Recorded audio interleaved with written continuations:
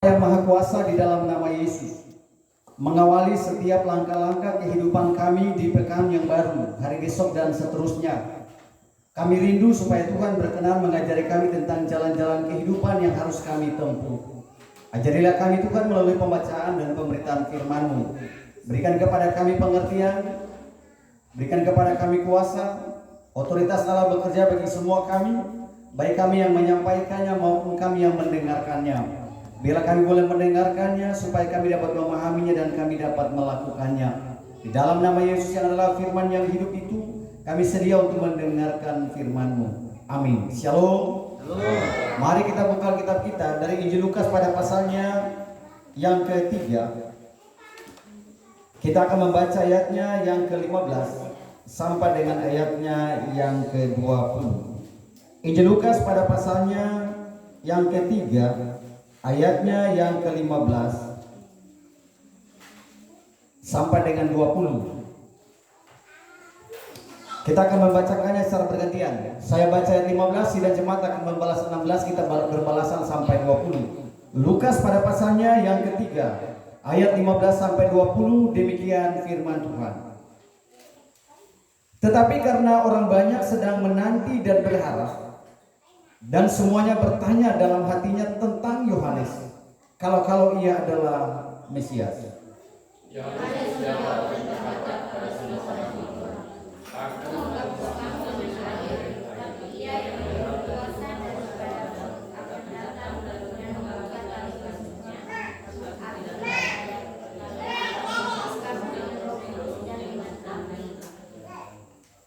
Alat penampi sudah di tangannya untuk membersihkan tempat pengirikannya dan untuk mengumpulkan gandumnya ke dalam lumbungnya. Tetapi debu jerami itu akan dibakarnya dalam api yang tidak terpadamkan.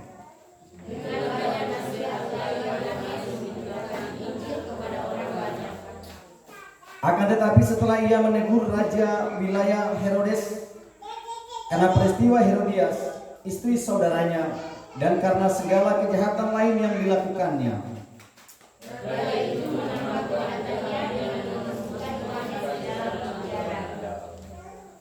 demikian jawab bacaan kita pada saat pagi hari ini. Yesus bersabda, berbahagialah setiap orang yang mendengarkan firman-Nya dan melakukan sepanjang kehidupan ini. Shalom. Shalom. Sekali lagi, shalom. Shalom. Ada satu cerita yang menceritakan tentang seorang anak muda yang sedang sakit kanker di salah satu rumah sakit. Sayangnya cerita ini tidak diceritakan di rumah sakit atau tempat di mana peristiwa terjadinya cerita ini. Ketika dia dirawat di rumah sakit, pendetanya sering datang mendoakan dia.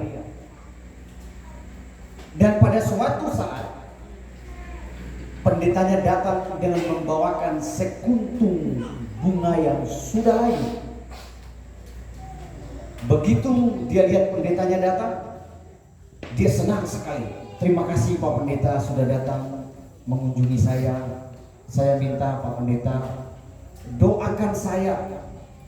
Kalau saya sembuh, saya akan memberikan hidup ini untuk Tuhan. Saya akan melayani Tuhan kalau saya sembuh. Pendetanya itu senyum-senyum saja. Pendetanya berdoa sama dia. Habis berdoa, pendetanya pamit pulang. Begitu dia pas mau pulang, pas berjalan beberapa langkah dari tempat anak itu berbaring, anak itu rasa penasaran. Dia panggil lagi, Pak Pendeta, sini dulu, ada yang mau saya tanyakan. Pak, kenapa Bapak membawakan saya sekuntum bunga yang sudah layu? Lalu pendeta itu bilang, anak muda, boleh saya duduk lagi? Oh boleh. Pendetanya itu duduk di sampingnya. Pendetanya mengatakan, anak muda, bolehkah saya berterus terang denganmu? Boleh sekali, boleh. Dia bilang begini, anak muda, ingatkah kamu beberapa anak-anak sekolah minggu yang rindu dan mengajak kamu untuk kamu boleh menjadi guru sekolah minggu? Apa jawabnya? Aku sibuk. Anak muda, ingatkah kamu beberapa anak-anak muda di gereja yang mengajak kamu dan boleh mengharapkan kamu menjadi ketua atas mereka? Apa jawabmu? Saya sedang skripsi. Anak muda, ingatkah kamu ketika semua orang di jemaat itu merindukan kamu melayani karena kamu punya talenta yang sangat hebat, kamu pandai main musik, dan semua orang menawarkan kamu untuk menjadi seorang pemusik di gereja? Apa jawabmu? Saya sudah kerja. Dan sekarang ketika tubuhmu mulai lemban karena dikuasai oleh penyakit, ketika kamu tidak berdaya lagi, baru kamu mau mempersembahkan kepada Tuhan. Layakkah Tuhan mendapatkan sisa dari hidupmu? Layakkah Tuhan mendapatkan sisa-sisa tenaga dari hidupmu? Pada saat kamu menjadi tenar, pada saat kamu masih memiliki energi yang kuat, kamu mengatakan sibuk kerja, sibuk skripsi dan sebagainya. Mendengarkan perkataan itu, anak muda itu, dia menangis sekali. Dia menangis terseduh-seduh. Dari cerita itu, saya hubungkan dengan Yohanes pasal 3, ayatnya yang ke-17.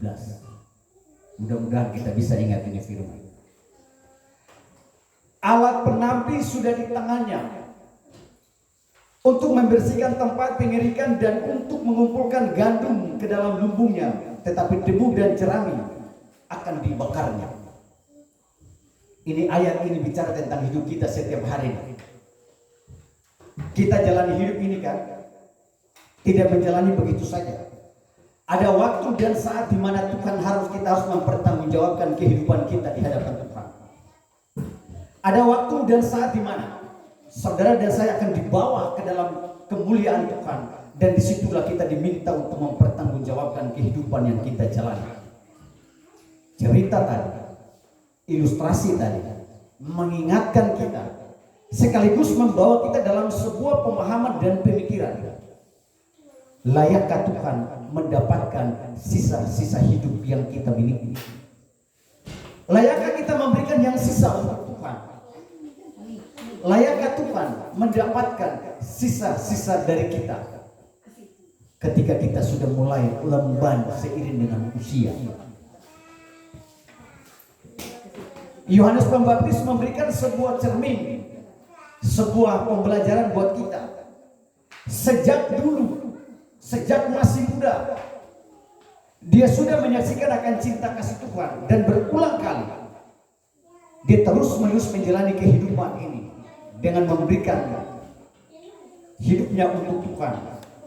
Yohanes Pembaptis itu kan, kalau kita baca dalam kisah-kisah Natal itu kan, dia adalah orang yang menyampaikan berita tentang kedatangan Mesias dalam Perjanjian Baru. Maka dia mengatakan itu kan, ada suara orang yang berseru-seru di padang gurun, persiapkanlah jalan untuk Tuhan, luruskanlah jalan di pelantara bagi Allah kita.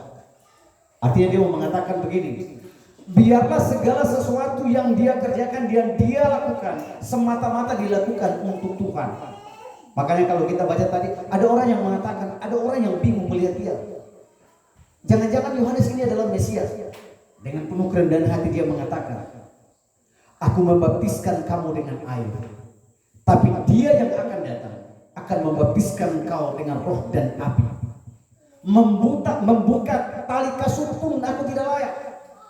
Seakan-akan dia mau mengatakan begini, dirinya adalah cuma alat yang Tuhan pakai. Semua jangan tertuju kepada dirinya. Semua orang yang mendengarkan apa yang disampaikan jangan tertuju kepada dirinya, tapi tertujukanlah pikiran kepada apa yang dia sampaikan, yaitu kepada Allah. Di dalam keadaan itulah maka kita belajar sebagai umat Tuhan, biarlah segala sesuatu yang kita lakukan semata-mata untuk hormat dan kepujian namanya, bukan untuk diri kita.